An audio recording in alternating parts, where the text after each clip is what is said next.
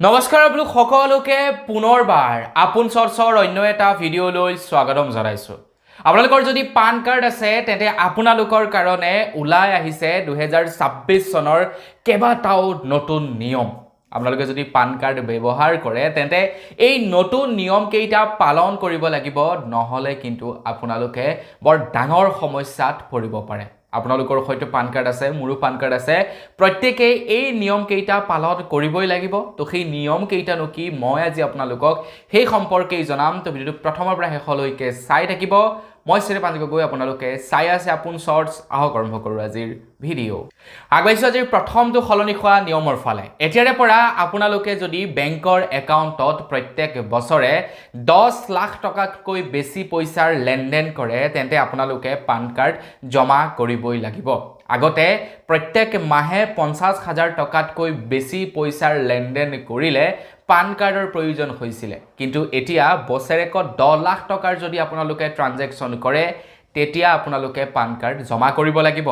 That means আপোনালোকে যদি একেবাৰতে 10 লাখ টকা পইচা ডিপজিট কৰি দিয়ে তেতিয়াও পান কাৰ্ড দিব লাগিব, বা বছৰেকৰ মূৰত যদি 10 লাখ টকাৰ ডিপজিট বা উইথড্ৰ কৰে তেতিয়াও আপোনালোকে পান কাৰ্ড জমা কৰিব লাগিব। মানে আপোনালোকৰ অনলাইন ট্ৰানজেকশ্যনেই হওক বা আপোনালোকে কেছ ডিপজিটেই কৰক বা উইথড্ৰই কৰক, যিয়েই নকৰক কিয় 10 লাখ টকাৰ বেছি ট্ৰানজেকশ্যন হ'লে পান কাৰ্ড জমা কৰিব লাগিব বুলি জনাইছে।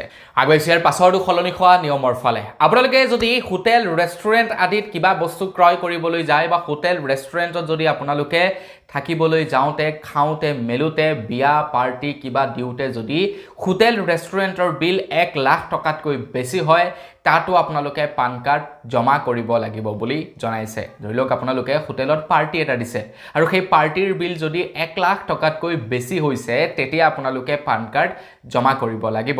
আগতে ইয়াতকৈ বেছি এমাউণ্ট মানে দৰকাৰ হৈছিলে বা এই নিয়মবিলাক নাছিলে আগতে, কিন্তু এই নিয়মবিলাক এতিয়া ইনক্লুড কৰি দিছে। আগবাঢ়িছোঁ ইয়াৰ পাছৰটো সলনি হোৱা নিয়মৰ ফালে। আপোনালোকে যদি 10 লাখ টকাতকৈ বেছি জুৱেলাৰী ক্ৰয় কৰে, মানে সোণৰ অলংকাৰ বা অন্যান্য যদি জুৱেলাৰী ক্ৰয় কৰে তাতো আপোনালোকে পান কাৰ্ড জমা কৰিব লাগিব। 10 লাখ টকাতকৈ যদি বেছি জুৱেলাৰী ক্ৰয় কৰে সেই ক্ষেত্ৰত তো আপোনালোকে এইটো কথা মনত ৰাখিব, এতিয়াৰে পৰা যদি জুৱেলাৰী ক্ৰয় কৰিবলৈ যায় আৰু তাৰ মূল্য যদি 10 লাখ বেছি হয় পান কাৰ্ড লগত কিন্তু লৈ যাব।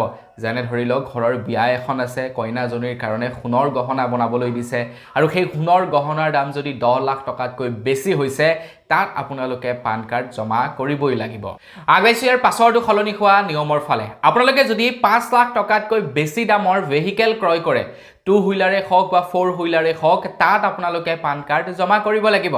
ধৰি লওক আপোনালোকে যেতিয়া নেকি ডিলাৰৰ পৰা ক্ৰয় কৰিবলৈ যাব তেতিয়াতো পান কাৰ্ড, আধাৰ কাৰ্ড আপোনালোকক দৰকাৰ হ'বই, কিন্তু আপোনালোকে যদি কেছ পইচাত বেলেগৰ পৰা ক্ৰয় কৰে সেই ক্ষেত্ৰতো আপোনালোকে এতিয়াৰে পৰা পান কাৰ্ড, আধাৰ কাৰ্ড জমা কৰিব লাগিব। মুঠৰ ওপৰত আপোনালোকে ক্ৰয় কৰা ভেহিকেলখনৰ দাম যদি 5 লাখ টকাতকৈ বেছি হয় তাত আপোনালোকে পান কাৰ্ড জমা কৰিবই লাগিব, নহ'লে কিন্তু বিপদত পৰিব। ইয়াৰ পাছৰ সলনি হোৱা নিয়মটো হৈছে আপোনালোকে যদি 20 লাখ টকাৰ প্ৰপাৰ্টি ক্ৰয় কৰিবলৈ যায় সেই ক্ষেত্ৰতো আপোনালোকে পান কাৰ্ড জমা কৰিব লাগিব। আপোনালোকে মাটি কিনিবলৈ গৈছে বা মাটি বিক্ৰী কৰিবলৈ গৈছে, তেনে ক্ষেত্ৰত আপোনালোকে বিক্ৰী কৰা মাটি বা ক্ৰয় কৰা মাটিৰ পৰিমাণ যদি 10 লাখ টকাতকৈ 20 লাখ টকাতকৈ বেছি হয় সেই ক্ষেত্ৰতো আপোনালোকে পান কাৰ্ড জমা কৰিব লাগিব বুলি জনাইছে। অকল মাটি বুলি নহয়, যিকোনো প্ৰপাৰ্টি কিনিবলৈ যাওঁতে তাৰ মূল্য যদি 20 লাখ টকাৰ ওপৰত হয় তাত আপোনালোকে কিন্তু পান কাৰ্ড জমা কৰিব লাগিব।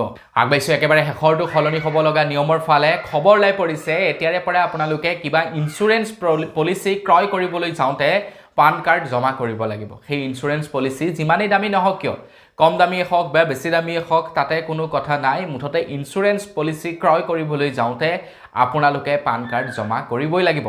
আগতে পান কাৰ্ড জমা কৰিবই লাগিব বুলি কোনো কথা নাছিলে।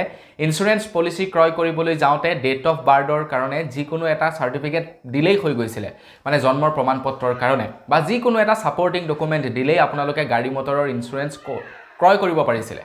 কিন্তু এতিয়াৰে পৰা ইঞ্চুৰেঞ্চ ক্ৰয় কৰিবৰ কাৰণেও পান কাৰ্ড জমা কৰিব লাগিব। তো বন্ধুসকল, এইকেইটাই হৈছে সলনি হ'ব লগা পান কাৰ্ডৰ ক্ষেত্ৰত নতুন নিয়ম, কিন্তু এই নিয়ম কেইটা 1 এপ্ৰিল 2026 পৰাহে সলনি হ'ব। মানে এইটো হৈছে ফেব্ৰুৱাৰী মাৰ্চ, তো মাৰ্চ মাহটো সময় আছে, এপ্ৰিল মাহৰ 1 তাৰিখৰ পৰা এই নিয়ম কেইটা সলনি হ'ব। তো ইনকম টেক্স ডিপাৰ্টমেণ্টৰ ফালৰ পৰা সকলোৰে কাৰণে এইকেইটা জাননী জাৰি কৰি দিছে।